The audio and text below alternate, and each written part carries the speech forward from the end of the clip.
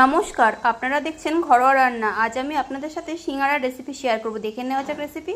এতে দিয়ে দেবো সর্ষের তেল, দিয়ে দেবো চিনে বাদাম। বাদামগুলোকে একটু ভেজে নেব। এবার ওই তেলেই ফোড়নে দিয়ে দেবো পাঁচফোড়ন, দেবো আদা বাটা,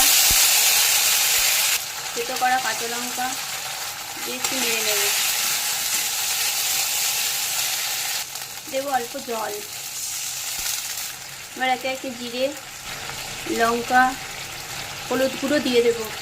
দেবো পরিমাণ মতন নুন। মশলাটাকে একটু কষিয়ে নিচ্ছি। মশলা থেকে তেল ছেড়ে দিয়েছে। এবার আগে থেকে আলু সেদ্ধ করে নিয়েছিলাম, সেটা দিয়ে দেবো এর মধ্যে।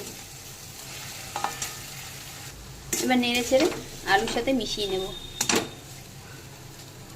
এবার আগে যে বাদামটা ভেজে রেখেছিলাম সেটার মধ্যে মিশিয়ে দেবো। তৈরি হয়ে গেল সিঙ্গাড়ার পুর। এবার এটাকে ঠান্ডা হতে দেবো। নিয়েছি ময়দা, দিয়ে দেবো পরিমাণ মতো নুন, দিয়ে দেবো কিছুটা চিনি, দিয়ে দেবো রিফাইন্ড তেল। লেচি কেটে এখান থেকে একটু এরকম বেলে নিলাম। এবার কেটে নিলাম। এখান থেকে একটু পুর নিয়ে এর মধ্যে দিয়ে দিলাম।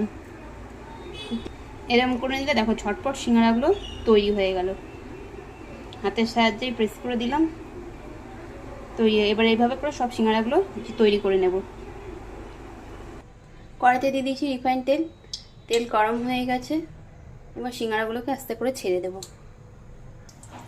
এরকম কম আছে সিঙ্গাড়াগুলোকে কিন্তু ভেজে নিতে হবে, তাহলে সিঙ্গাড়াগুলো খাস্তে হবে। একদিক হয়ে গেলে উল্টে দেব। সব সিঙ্গাড়াগুলোকে আমি ভেজে তুলে নিয়েছি, এই যে প্লেটে সার্ভ করেছি।